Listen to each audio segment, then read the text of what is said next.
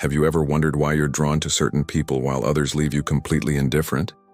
Why you can meet someone and feel an instant, almost magnetic attraction that seems to bypass all logic?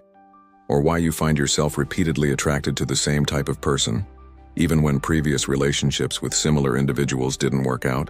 The answer lies deeper than physical appearance, shared interests, or even compatibility. According to Carl Jung, one of the most revolutionary thinkers in psychology, the people we fall in love with are chosen not by our conscious minds, but by forces operating in the hidden depths of our unconscious. Today we're going to explore Jung's groundbreaking insights into how love actually works at the deepest psychological level. We'll discover how invisible psychological patterns, inherited from both our personal past and our collective human heritage, secretly guide our romantic choices. More importantly, we'll learn how understanding these unconscious forces can transform not just who we love, but how we love. Jung believed that love is never random. Every attraction, every romantic choice, every relationship we enter serves a purpose in our psychological development. The people we love are not accidents, but messengers from our unconscious, carrying invitations to become more complete versions of ourselves. Prepare to see your romantic history in an entirely new light.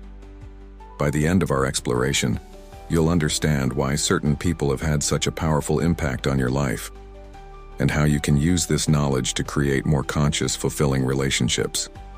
The man who mapped the invisible. Carl Jung was born in 1875 in Switzerland, into a family where the invisible world was taken seriously.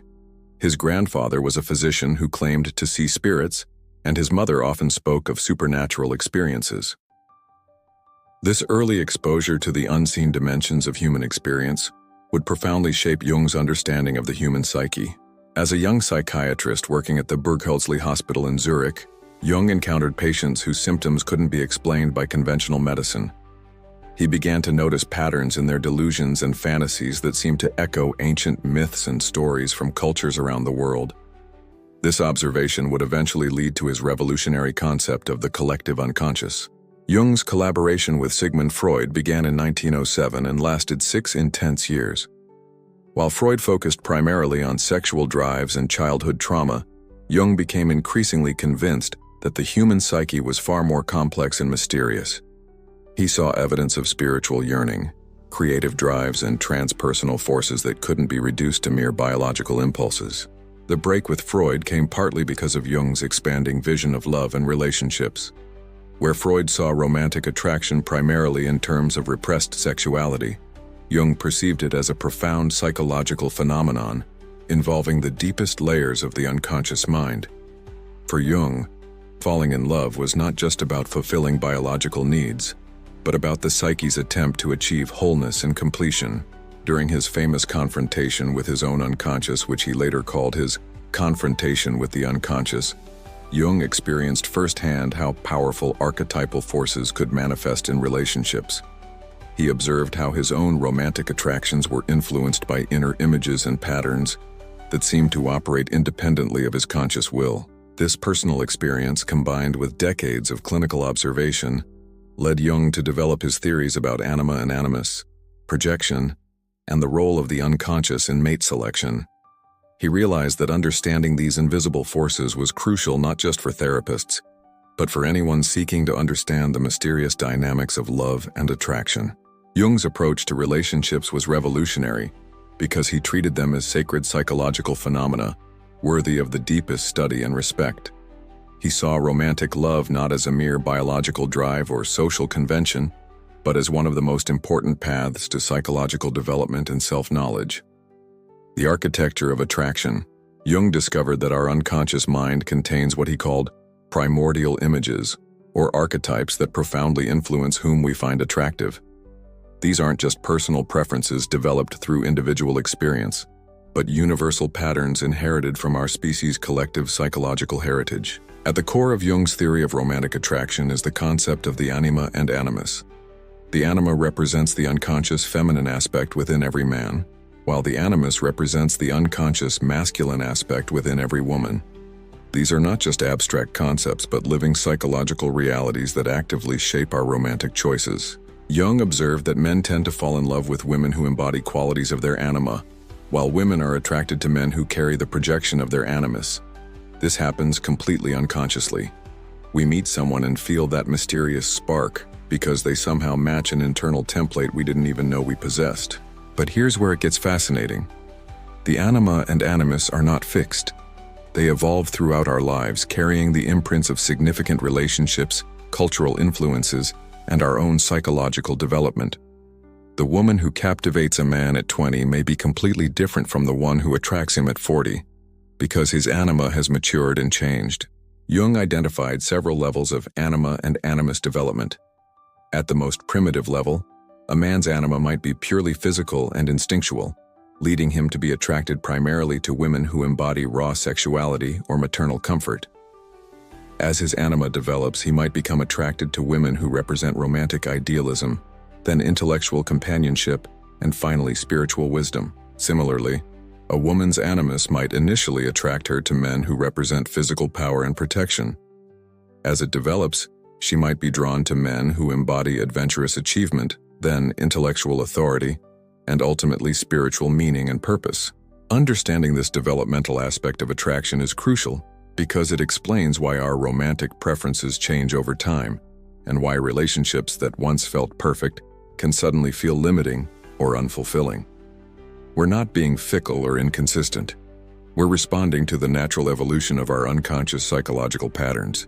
Jung also recognized that cultural factors heavily influence how anima and animus manifest. The images of masculinity and femininity prevalent in our society become templates that our unconscious uses to recognize potential partners. This is why attraction patterns often reflect broader cultural ideals and why they change as societies evolve. Perhaps most importantly, Jung realized that the people we're attracted to often carry not just positive projections, but shadow projections as well. We might be unconsciously drawn to someone who embodies qualities we've rejected or suppressed in ourselves.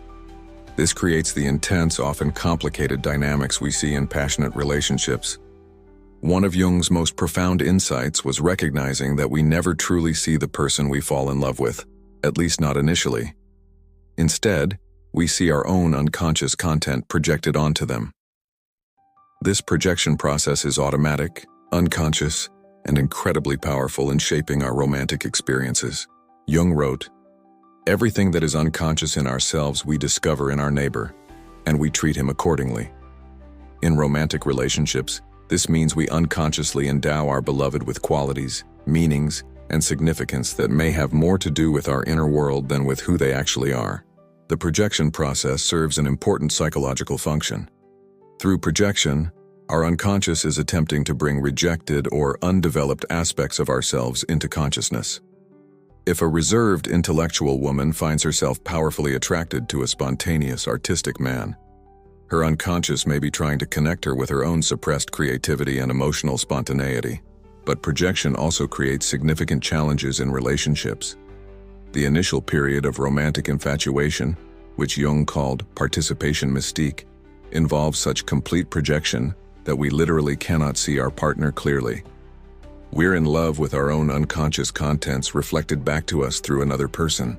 This is why the early stages of romantic relationships often feel magical and transcendent. We experience a temporary sense of wholeness because our projections temporarily restore rejected aspects of ourselves. The introverted person feels complete through their extroverted partner. The thinking type feels whole through connection with a feeling type. However, Jung observed that healthy psychological development requires the gradual withdrawal of these projections. As we mature, both individually and as couples, we must learn to see our partners as they actually are, not as screens for our unconscious fantasies. This process, while necessary, can be profoundly disorienting and often triggers relationship crises. Many relationships end precisely at the point where projections begin to withdraw. The person who once seemed perfect begins to reveal their actual personality, complete with flaws and limitations. If we can't navigate this transition skillfully, we may conclude that we've fallen out of love or chosen the wrong person. But Jung saw this projection withdrawal as an opportunity for real love to begin. Only when we can see our partner clearly, without the distorting lens of projection, can we choose to love them for who they actually are rather than for who we imagine them to be.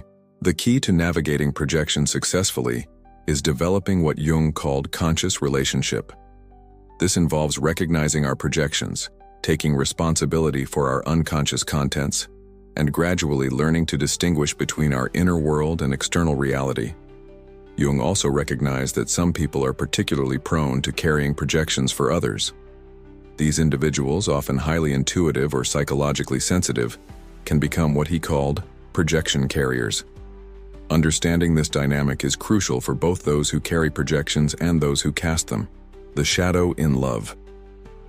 Perhaps nowhere is Jung's concept of the shadow more relevant than in understanding romantic attraction and relationship dynamics. The shadow represents all the aspects of ourselves that we've rejected, denied, or failed to develop. In relationships, the shadow often appears through attraction to people who embody qualities we've disowned in ourselves. Jung observed that we're often most powerfully attracted to people who carry our shadow projections. The rule-following perfectionist falls for the rebellious rule-breaker. The people-pleasing nice person is magnetized by someone who seems confidently selfish. The overly rational individual is drawn to someone emotional and impulsive. This shadow attraction serves an important psychological function. Our unconscious is attempting to reclaim rejected aspects of ourselves through relationship. The perfectionist needs to reconnect with their spontaneous, imperfect humanity. The people-pleaser needs to learn healthy selfishness and boundary setting. However, shadow attractions also create some of the most turbulent and destructive relationship dynamics. When we project our shadow onto our partner, we often experience them as both irresistibly attractive and deeply threatening. They embody qualities we desperately need but have spent our lives trying to avoid or suppress. This creates what Jung called the fascination of the shadow. We're drawn to our partner precisely because they represent everything we've told ourselves we shouldn't be. But this same quality that attracts us often becomes the source of our greatest conflicts and judgments. Jung noticed that couples often engage in unconscious shadow exchanges. Each partner carries the shadow projections of the other, and they spend their relationship trying to get their partner to change those very qualities that initially attracted them. The spontaneous person tries to make their structured partner more organized, while the organized person tries to make their spontaneous partner more responsible. Understanding shadow dynamics in relationships requires honest self-examination. We must ask ourselves, what qualities in my partner do I find both attractive and irritating? What aspects of their personality do I criticize most harshly? These are often clues to our own shadow contents. The goal is not to eliminate shadow attraction, but to make it conscious. When we recognize that our partner carries aspects of our own disowned self, we can begin to reclaim those qualities instead of trying to change our partner. The perfectionist can learn to embrace their own imperfection rather than criticizing their partner's messiness. Jung also observed that shadow work is essential for relationship longevity. Couples who fail to address their shadow projections often find themselves trapped in repetitive conflicts and power struggles. They're fighting not really with each other, but with aspects of themselves they can't accept. Making the shadow conscious in relationships is challenging work that often requires professional support. It involves recognizing our projections, owning our disowned qualities, and learning to love both the light and dark aspects of ourselves and our partners. The collective unconscious in modern love. Jung's concept of the collective unconscious reveals another layer of how our unconscious shapes our romantic choices. Beyond personal experiences and individual psychology, we carry within us the romantic patterns and relationship dynamics of our entire species. These collective patterns, which Jung called archetypes, manifest in our relationships as universal themes and dynamics that transcend individual psychology. The lover archetype, the mother archetype, the hero archetype, and others all influence how we experience and express romantic connection. In modern dating culture, we can see archetypal patterns playing out everywhere. The endless search for the one reflects the archetypal belief in a perfect romantic complement. The phenomenon of love at first sight often involves the sudden recognition of an archetypal match. The tragic pattern of star-crossed lovers continues to repeat because it represents a fundamental archetypal dynamic. Jung observed that different cultures emphasize different archetypal patterns in their understanding of love and relationships. Some cultures prioritize the mother-child archetypal dynamic in marriage, seeking partners who provide security and nurturing. Others emphasize the lover archetype, prioritizing passion and romantic intensity. Understanding these collective patterns helps explain why certain relationship dynamics feel so familiar and compelling, even when they're not necessarily healthy for us. We may find ourselves repeatedly drawn to relationships that echo ancient archetypal patterns, even when our conscious mind knows these patterns are problematic. The hero's journey archetype, for example, often manifests in romantic relationships where one partner takes on the role of the rescuer or savior, while the other plays the victim or damsel in distress. This dynamic can feel deeply meaningful and purposeful, even when it prevents both partners from developing their full potential. Jung also recognized that modern society has disrupted many traditional archetypal patterns without providing adequate replacements. The rapid changes in gender roles, family structures, and social expectations have left many people without clear archetypal templates for romantic relationships. This archetypal confusion contributes to many modern relationship challenges. Without clear patterns to follow, many people feel lost and uncertain about how to navigate romantic relationships. They may try to follow traditional archetypal patterns that no longer fit modern reality, or attempt to create entirely new patterns without sufficient psychological support. The solution, according to Jung, is not to return to old archetypal patterns that no longer serve us, but to consciously engage with archetypal energies in ways that support both individual development and healthy relationship dynamics. This requires understanding both the power and the limitations of archetypal patterns. Modern couples need to consciously choose which archetypal energies they want to cultivate in their relationships. They might combine the lover archetype's passion with the friend archetype's companionship, or integrate the parent archetype's nurturing with the warrior archetype's strength and purpose. Synchronicity and meaningful connections. One of Jung's most fascinating contributions to understanding relationships was his concept of synchronicity, meaningful coincidences that seem to reveal underlying patterns of connection and purpose. In romantic relationships, synchronistic events often mark important moments of meeting, connection, and transformation.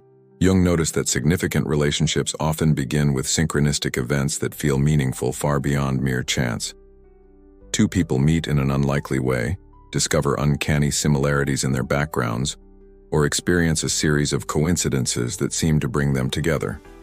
While skeptics might dismiss these as random events, Jung saw them as evidence of deeper archetypal forces at work. These synchronistic experiences often carry a sense of destiny or fate that can be both exhilarating and overwhelming. People describe feeling that they were meant to meet their partner, that their connection was written in the stars, or that some invisible force brought them together.